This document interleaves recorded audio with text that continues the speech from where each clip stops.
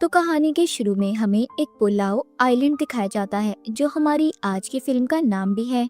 जहाँ पर एक छोटा सा गांव था। वहाँ पर एक लेडी बैठी रो रही थी। वो किसी को याद करके बहुत ज्यादा रो रही होती है। फिर उधर ही एक केव गार के अंदर रिचुअल काला जादू होता दिखाई देता है। उधर बैठी एक औरत किसी की तबाही के लिए काला जादू कर रही थी। इस जगह का आखिर क्या राज था? वो लेडी कौन थी जो रो रही थी? इन सब बातों का पता हमें कहानी में आगे जाकर चलेगा। अब कहानी में हमें आगे केट नाम की एक लड़की दिखाई जाती है, जिसको ये सब नजर आ रहा था जो हमने अभी सब देखा, यानी कि कहानी में शुरुआत वाला सीन। उसे कुछ भी समझ नहीं आ रहा था कि आखिर उसे ये सब कुछ क्यों दिखाई दे रहा है।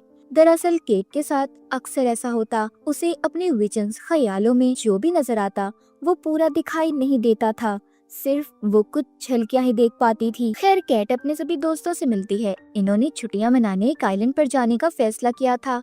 जब ये सभी वहाँ पर पहुँच जाते हैं तो उधर ही केट की दोस्त को अपनी सुतेली बहन मिलती है, जो अपने ग्रुप के साथ आई हुई थी। ये एक दूसरे को बिल्कुल भी पसंद नहीं करती थी और एक ही जगह पर आना इन दोनों का एक दूसरे को बिल्कुल अच्छा नहीं लग रहा था। मगर फिर भी खैर, सभी अपने कमरों में चले जाते हैं। केट को फिर से यहाँ अपने विजन्स ख्यालों में किसी आदमी की आवाज आती है, जो किसी मौली नाम की औरत को पुकार रहा था।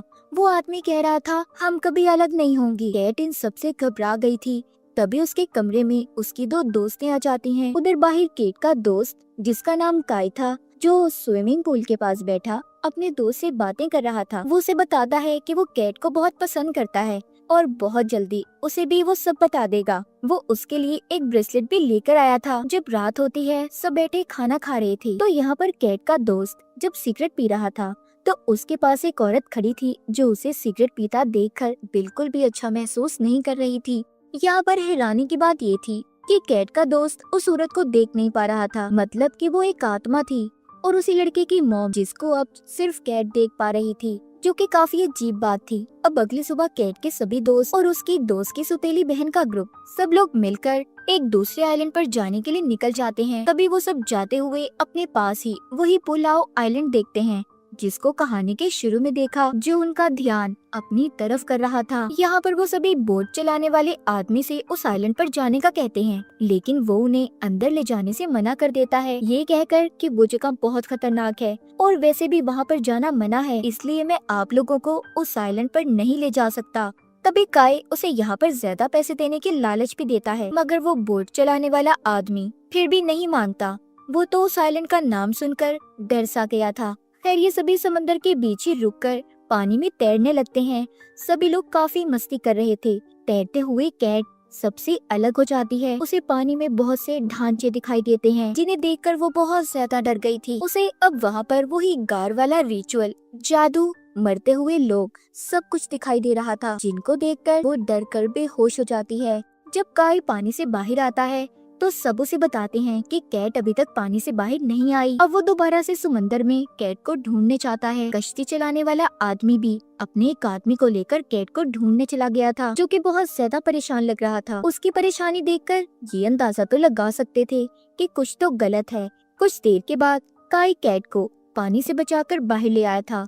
उसकी हालत बहुत खराब थी और बहुत ज्यादा डरी हुई नजर आती है। यहीं पर बोट चलाने वाला आदमी उन्हें बताता है कि ये जो आइलैंड है ना, उसकी अपनी ही एक कहानी है, इसीलिए मैं आपको उस जगह पर लेकर नहीं गया। वो बताता है कि एक औरत ने उस आइलैंड पर कर्ज दिया, बद्दुआ दी, जिसने आइलैंड पर रहने वाले सभी लोगों की जान ले ली और जो भी लोग मारे गए उनकी लाशें आज तक किसी को नहीं मिली। और अभी भी कुछ लोगों का कहना है कि उस आइलैंड पर कर्ज अभी भी फैला हुआ है, इसलिए सबको उस आइलैंड से दूर रहने का कहा जाता है। और आज जो सब कुछ केट के साथ हुआ, एक किस्म की वार्निंग थी कि तुम्हें यहाँ से जल्दी चले जाना चाहिए। वो तो इन सबको इतनी कहानी सुनाकर चला गया था, मगर इन्हें उस बोट चलाने वाली आदमी की बातों पर यकीन नहीं आता। सभी यहाँ पर गेम खेलने लगते हैं और शर्त लगाते हैं कि जो इस खेल में हार गया, उन लोगों का ग्रुप कार्स आइलैंड पर एक रात गुजारने जाएगा। खेल शुरू होता है। केट के दोस्त इस गेम को हार गए थे। केट की दोस्त की बहन का ग्रुप अब उन्हें शर्त के मुताबिक उस आइलैंड पर जाने का कहता है। केट जाते हुए अपनी दोस्त से ये कह रही थी कि मुझे अजीब अजीब ख्याल आ रहे हैं, जैसा कि उसी आइलैंड के। ये सुनकर उसकी दोस्त कहती है, टेंशन नहीं लो, दरअसल तुमने उस आइलैंड की कहानी सुनी है ना, तो शायद इसलिए तुम्हें ऐसे ख्याल आ रहे हैं। केट की दोस्त की बहन का ग्रुप उन्हें आइलैंड पर छोड़कर चले गए थे। कैट के दोस्तों को सारी रात इसी आइलैंड पर गुजारनी थी, जो इनके लिए खतरनाक साबित हो सकता था। कैट अपने दोस्तों के साथ उस आइलैंड के अंदर आ गई थी। उन्हें वहाँ पर एक गांव दिखाई देता है, जहाँ पर रस्सी को बांधकर उसके इर्द गिर्द मूर्तियाँ रखी हुई थी। ऐसा लग रहा था कि जैसे उस गांव में जाना मना हो, उसका रास्ता बंद किया हो। मगर कैट के दोस्त उस रस्सी को खोल देते हैं। सभी उस गांव के अंदर दाखिल हो गए थे।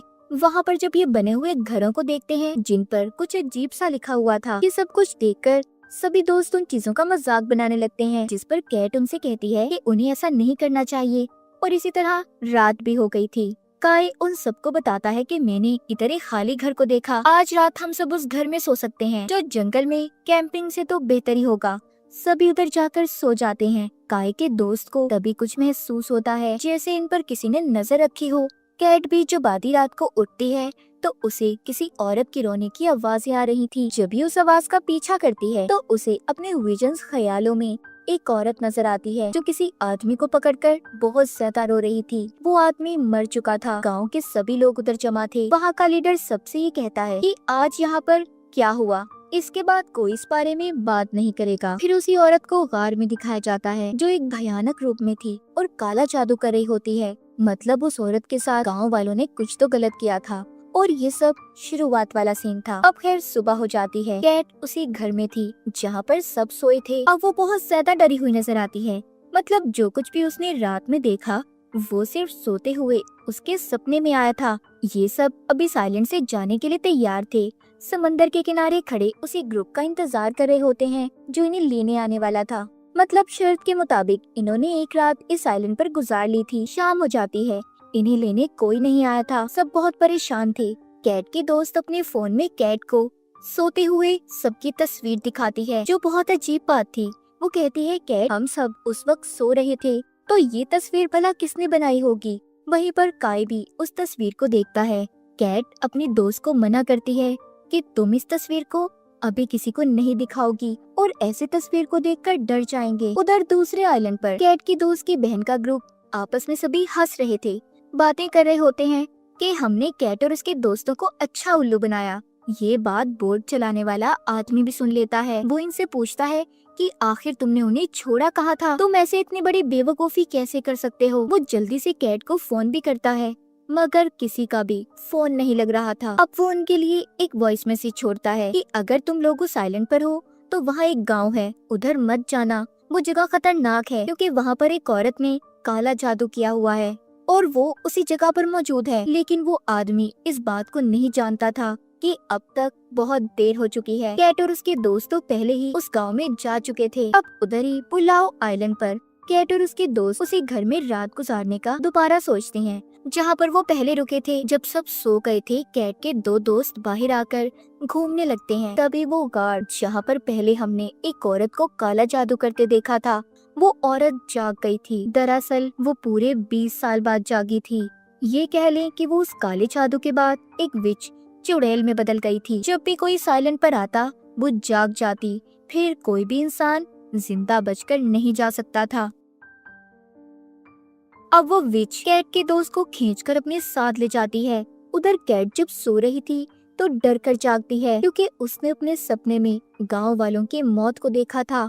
काई उससे पूछता है कि तुम इतना क्यों डर रही हो? वो बताती है, मुझे लगता है कि यहाँ पर हमें जानबूझकर बुलाया गया है। तभी यहाँ पर कैट की दोस्त आती है। वो बहुत डरी हुई थी और रो रही थी, जो इन सबको बताती है कि हमारे दोस्त को कोई खींच कर ले गया। अब सभी उस जगह पर अपने दोस्त को ढूंढने लगते हैं, मगर उन्हें वहाँ पर कोई भी नहीं मिलता। दोबारा से सब अपने ठिकाने पर आ गए थे। दरअसल जो दोस्त इनका गायब हुआ था, विच डाइन जिसे खींचकर अपने साथ ले गई थी, वो काई का भाई था। वो अब इन सब की वजह से बहुत ज्यादा परेशान होता है। उधर गार में विच चुड़ैल काई के भाई का खून पीकर खुद को ताकतवर कर रही थी। अब जब सुबह होती है तो काई सबको अपने भाई को अलग अलग होकर ढूंढने का कहता है। सभी उसे ढूंढने निकल गए थे, सिवाय एक दोस्त के। वो उसे उसी घर में रहने का कहते हैं कि अगर काई का भाई वापिस आए तो वो उन्हें बता सके। बहुत मेहनत के बाद भी वो उन्हें कहीं नहीं मिलता भी तो कैसे? विच ने उसे मार दिया था।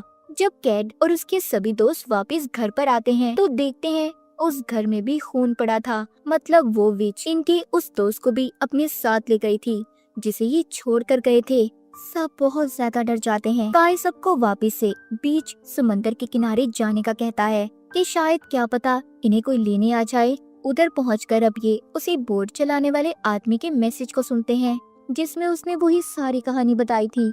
इन्हें गांव से दूर रहने का कहा था। दरअसल उधर वो औरत जो हमने कहानी के शुरू में काला जादू करते देखी, वो उसके बाद विच चुड़ैल बन गई और उसने सभी गांव वालों को खत्म कर दिया। गांव वालों ने उसे बहुत मारने की कोशिश की, मगर उसे मारना इतना आसान नहीं था। तभी वहाँ पर एक प्रीस्ट ने आकर रिचुअल किया। उसने गांव को रस्सी से सील कर दिया ताकि वो विच उधर ही कैद रहे। मगर कैट के दोस्तों ने अपनी बेवकूफी की वजह से उस रस्सी को काट कर विच को आजाद कर दिया था। अब ये सभी दूर खड़े कश्ती चलाने वाले आदमी और अपने दोस्तों को देखते हैं जो इन्हें लेने आ रहे थे। मगर ये क्या, देखते ही देखते उनकी बोट कश्ती में धमाका हो जाता है और सब के सब मर गए थे। समंदर के किनारे कैट सबसे कहती है, विच हमें इतनी आसानी से नहीं जाने देगी। मैंने अपने विजन में देखा है, जो कुछ भी अभी हमने सुना ये सब हकीकत है। हमें सबसे पहले इस कर्ज, इस बद्दुआ को खत्म करना होगा जो इस गांव पर है। हम तभी यहाँ से बचकर निकल सकते हैं। ये सब मिलकर सबसे पहले रस्सी को दोबारा बांधते हैं। कैट को याद आता है कि उसने अपने ख्याल में एक कब्र को देखा था। जब ये सब उसके पास जाते हैं, जैसे ही कैट उस कब्र पर हाथ लगाती है, यहाँ पर उसे दिखाई देता है उस विच की कहानी कि असल में उसके साथ हुआ क्या था और वो विच कौन थी। केट को पता चलता है कि वो शुरू से ही विच नहीं थी। इसका असल नाम मॉली था, जो हमने कहानी के शुरू में भी सुना। मॉली के गांव में एक दिन किसी दूसरे गांव का लड़का आया। इन दोनों को एक दूसरे से प्यार हो गया। ये शादी करके साथ रहने लगे, मगर ये बात मॉली के गांव वालों को बिल्कुल पसंद नहीं थी। इसलिए उन सब ने मिलकर मॉली के हस्बैंड को मार दिया, जिस वजह से मॉली पूरी तरह से टूट गई। फिर उसने गार में जाकर काला जादू करना शुरू कर दिया। मतलब कहानी के शुरू में जो औरत रो रही थी और जो काला जादू कर रही थी वो मॉली ही थी। फिर मॉली काला जादू करके एक ताकतवर विच चुड़ैल बन गई। उसने गांव को बद्दुआ दी और सबको मार दिया। सारी कहानी जानने के बाद केट इन सब के बारे में अपने दोस्तों को बताती है कि हमें उसी गार के पास जाना होगा, वहीं से सब ठीक हो सकता है।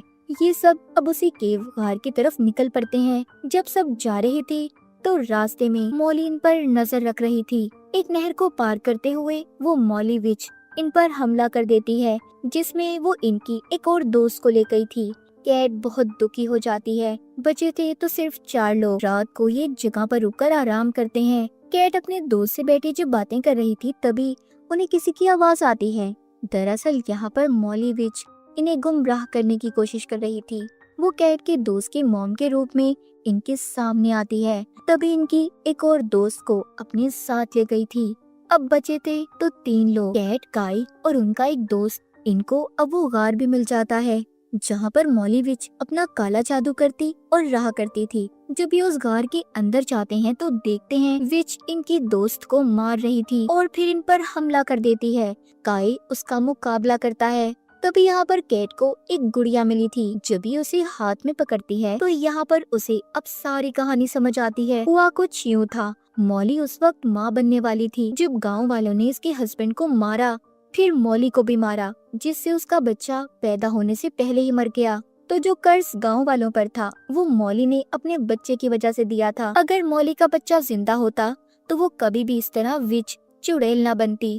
सब जानने के बाद केट उस गुड़िया को लेकर जब गार से बाहर भागती है तो उसके पीछे विच भी गार से बाहर निकल जाती है, जिसको काई और उसका दोस्त रोकने की कोशिश करते हैं मगर नहीं रोक पाते। मॉली विच ने उन्हें भी मार दिया था। अब खुद कैट के पीछे जाती है।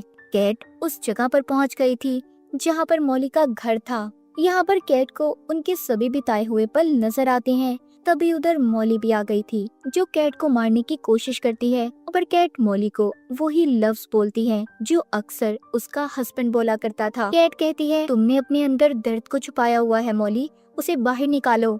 जब मॉली यहाँ पर अपने दर्द को महसूस करके रोने लगती है और पुरानी यादों को सोचने लगती है तो वो बिल्कुल ठीक हो गई थी।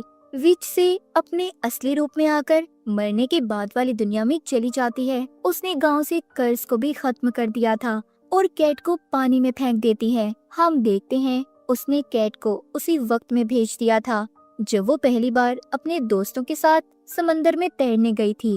एक हाथ कैट को पानी से निकाल लेता है जो कि काई का था। कैट ये देखकर खुश थी कि कि उसके सारे दोस्त जिंदा हैं। उसने मॉली को भी विच वाले रूप से आजाद करवा दिया था। इस तरह उस गांव का कर्ज भी खत्म हो गया। तो कहानी के आखिर में हमें मॉली और उसका हस्बैंड दिखाया जाता है कि वो पहली बार कैसे मिले थे। और इसी के साथ इस फिल्म की कहानी भी यहीं पर खत्म हो जाती है।